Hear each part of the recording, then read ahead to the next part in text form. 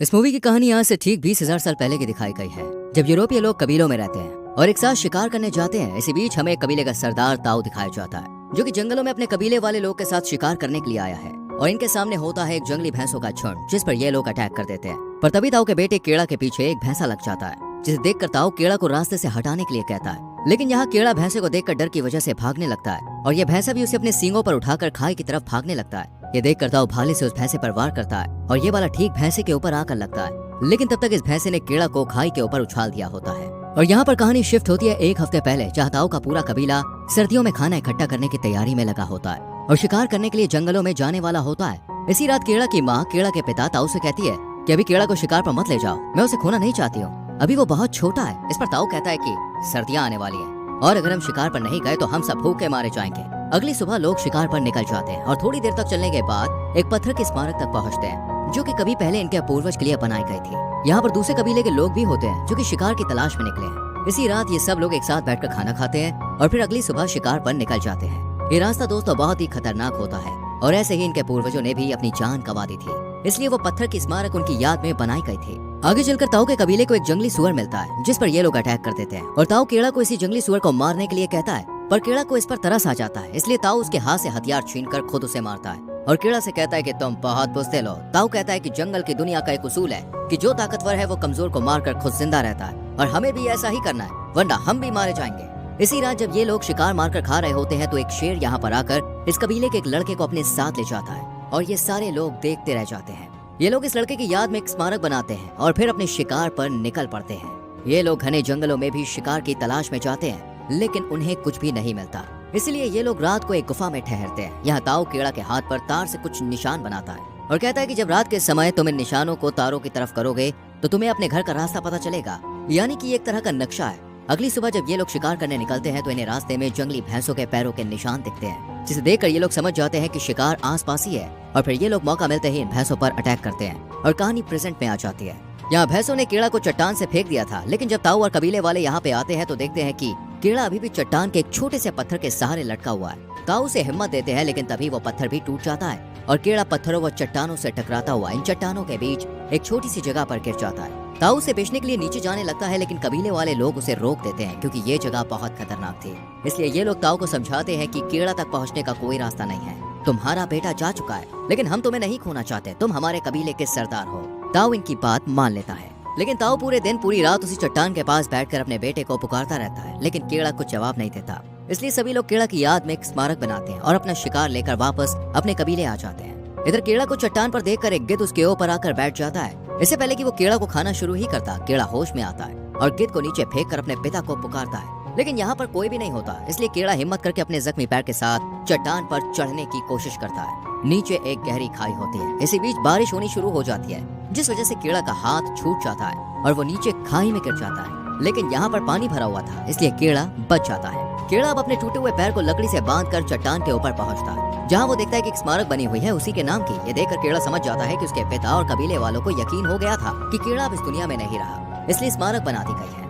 इसलिए केड़ा रात एक सूखे हुए पेड़ पर गुजार देता है और फिर अगली सुबह जब केड़ा पानी पीने के लिए नदी के पास जाता है तो कुछ भेड़िए उसे देख लेते हैं और उस पर अटैक कर देते हैं। लेकिन यहाँ केड़ा इनसे बचकर इसी सूखे पेड़ पर चढ़ने की कोशिश करता है, लेकिन एक भेड़िया उसका पैर मुंह में दबाकर उसे नीचे लाने की कोशिश करता है। इसलिए केड़ा अपना चाकू निकालता है और उस पर हमला कर देता है। फिर रात हो जाती है, लेकिन ये भेड़िए यहीं खड़े रहते हैं। अगली सुबह जब केड़ा की आंख खुलती है तो वो देखता है कि अब भेड़िए जा चुके हैं और सिर्फ वही जख्मी भेड़िया वहाँ मौजूद है जिस पर केड़ा ने हमला किया था। यहाँ केड़ा अपने चाकू से भाला बनाता है और उस शेष भेड़िए को मारने ही वाला होता है कि उसे भेड़िए पर तरस आ जाता है और वो भेड़िए को लेकर एक गुफा में चला जाता है। यहाँ भेड़िए के जख्म को वो साफ करता है। अगली सुबह केड़ा बाहर जाता है और यहाँ से कुछ जड़ी बूटियां लेकर आता है ताकि वो अपने पैर पर लगा सके। यहाँ केड़ा जब पानी पी रहा होता है तो भेड़िया भी उसकी तरफ देखता है। केड़ा उसे पानी पिलाने के लिए उसकी तरफ बढ़ता है, लेकिन भेड़िया उसको देखकर कुर्राने लगता है। लेकिन फिर केड़ा उसे कहता है कि मैं तुम्हें नहीं मारूंगा और भेड़िया पानी पी लेता है। केड़ा उसे खाने के लिए कीड़े भी देता है, जो केड़ा खुद जिंदा रहने के लिए खा रहा था। धीरे धीरे दोस्तों इस भेड़िया और केड़ा के बीच अंडरस्टैंडिंग होने लगती है और क्योंकि दोनों ही जख्मी होते हैं इसलिए कुछ समय के लिए ये लोग इसी गुफा में अपना समय बिताते हैं। रात को केड़ा अपने हाथ पर बने टैटू और तारों को देखता है और कहता है कि मुझे अपने घर जाना है, मैं अपने घर वालों से मिलना चाहता हूँ। इसलिए अगली सुबह केड़ा अपने घर के लिए रवाना होता है और इस भेड़िए से कहता है कि सर्दी पड़ने वाली है, तुम भी अपने घर जाओ, और अकेला यहाँ से चला जाता है। लेकिन थोड़ी देर बाद वो देखता है कि ये भेड़िया भी उसके पीछे पीछे आ रहा है। हालांकि कीड़ा इस भेड़िए को बहुत बार जाने के लिए कहता है, लेकिन ये भेड़िया कीड़ा के साथ ही चलता रहता है। और जैसे ही इस भेड़िए की नजर इन जंगली सुअरों पर पड़ती है तो ये फौरन ही इनका शिकार करना चालू कर देते हैं, पर उनके हाथ कुछ लगता नहीं है। ये देखकर कीड़ा उसे वही कीड़े खाने के लिए देता है जिनसे वो अपनी भूख शांत करता है। पहली बार भेड़िया भूख में कीड़ा के हाथ से खाता है, यानी अब दोनों अच्छे दोस्त बन चुके हैं। इसके बाद भेड़िया एक खरगोश को मार देता है, जिससे ये दोनों अपना पेट भरते हैं और फिर दोनों एक साथ सो जाते हैं। अगली सुबह जब कीड़ा नहीं उठता तो भेड़िया उसका मुंह चाट कर उसे जगाता है। कीड़ा को इस भेड़िए से बहुत ज्यादा बदबू आती है, इसलिए वो नदी में इसे नहाने के लिए फेंक देता है और फिर दोनों खूब मजे से नहाते हैं। इसी बीच भेड़िया एक मछली पकड़ता है ताकि अपना पेट भर सके। इसके बाद कीड़ा अपने घर की तरफ चल देता है। अब कीड़ा और ये भेड़िया दोनों एक साथ शिकार करते हैं और दोनों एक साथ रहते हैं। कीड़ा भेड़िया को एक नाम देता है, अल्फा। एक रात जब ये दोनों बैठे होते हैं तो यहाँ पर कुछ और भेड़िया आ जाते हैं, जिन्हें देखकर अल्फा उनके पास चला जाता है, यानी ये अल्फा का ही परिवार था। ये देखकर कीड़ा कहता है कि तुम्हें अपने परिवार के साथ जाना चाहिए, और अल्फा ऐसा ही करता है और कीड़ा अब अकेला रह जाता है। अगली सुबह कीड़ा अपने घर की तरफ बढ़ता है। अब सर्दियों का मौसम आ जाता है और तेज हवाएं। बर्फ का सामना करते हुए कीड़ा लगातार अपने सफर पर चलता रहता है। इसी बीच उसे कुछ दूर भेड़िए दिखाई देते हैं, जिनमें अल्फा भी होता है। ये भेड़िया अल्फा को शिकार नहीं खाने देता है। ये देखकर कीड़ा को गुस्सा आता है और वो इनकी तरफ भागने लगता है। इसी बीच बर्फ टूटने लगती है और कीड़ा इसके अंदर घुस जाता है। असल में दोस्तों ये एक झील होती है जो कि जम जाती है। जब अल्फा कीड़ा को अंदर देखता है तो उसे बचाने के लिए जाता है और बर्फ को तोड़ने की कोशिश करने लगता है, लेकिन बर्फ की ये लेयर बहुत ज्यादा मोटी होती है और बहुत ही मजबूत भी थी, इसलिए अल्फा इसे तोड़ नहीं पाता। लेकिन कीड़ा हिम्मत नहीं हारता और उसका जो चाकू होता है उसे कीड़ा बर्फ तोड़कर बाहर आ जाता है और ठंड से बचने के लिए अपने कपड़े उतारता है और आग जलाकर ये दोनों यहीं सो जाते हैं। यानी अब ये दोनों फिर से एक साथ आ चुके हैं। अगली सुबह जब कीड़ा अपने सफर पर निकलता है तो उसे रास्ते में एक आदमी नजर आता है, जिसे देखकर कीड़ा बहुत खुश होता है। पर जब उसके पास जाकर देखता है तो वो आदमी बर्फ से जमा होता है और उसकी मौत भी हो चुकी थी। कीड़ा इस आदमी का धनुष और तीर ले लेता है और आगे चल देता है। रास्ते में दोस्तों ने एक लकड़बग्गे का झुंड मिलता है जो इन पर हमला कर देता है, लेकिन अल्फा और कीड़ा दोनों इनसे बचकर एक गुफा में आ जाते हैं और ये गुफा होती है दोस्तों शेर की।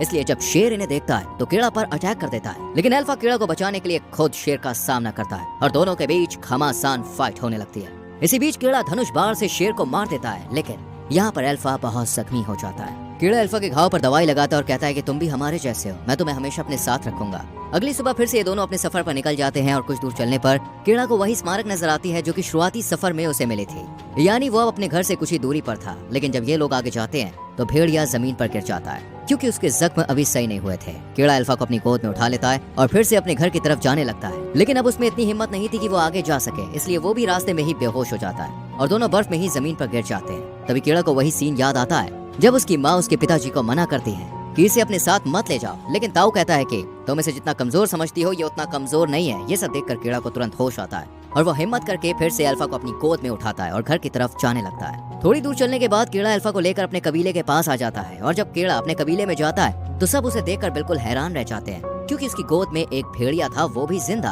क्योंकि आज तक तो सभी कबीले में मरा हुआ जानवर लाते थे। कीड़ा को देखकर उसके पिता बहुत खुश होते हैं। कीड़ा अपने माता पिता से बस एक ही बात कहता है कि अल्फा को बचा लीजिए, अल्फा को बचा लीजिए, और फिर वो खुद बेहोश हो जाता है। और जब कीड़ा की आंख खुलती है तो वो अपने आप को घर के अंदर देखता है और पास में अल्फा भी लेटा हुआ होता है जो कि बहुत जख्मी था। इसी बीच एक औरत अल्फा के बच्चे को उठाती है और उसका स्वागत करती है। यहाँ कीड़ा को पता चलता है कि ये एक फीमेल भेड़िया था और प्रेग्नेंट थी ये। अब अल्फा के बच्चे होते हैं और कबीले वाले इन्हें खुशी खुशी अपने साथ रखते हैं। कीड़ा अल्फा से कहता है अब सब कुछ ठीक हो गया है और लास्ट में कीड़ा और अल्फा एक साथ बैठे होते हैं और अल्फा के बच्चे भी पास में ही खेल रहे होते हैं। यानी यहीं से शुरुआत होती है इंसान और जानवर के बीच दोस्ती की। फिल्म के आखिर में कबीले वाले फिर से शिकार करने जाते हैं, लेकिन इस बार भेड़िए भी इनके साथ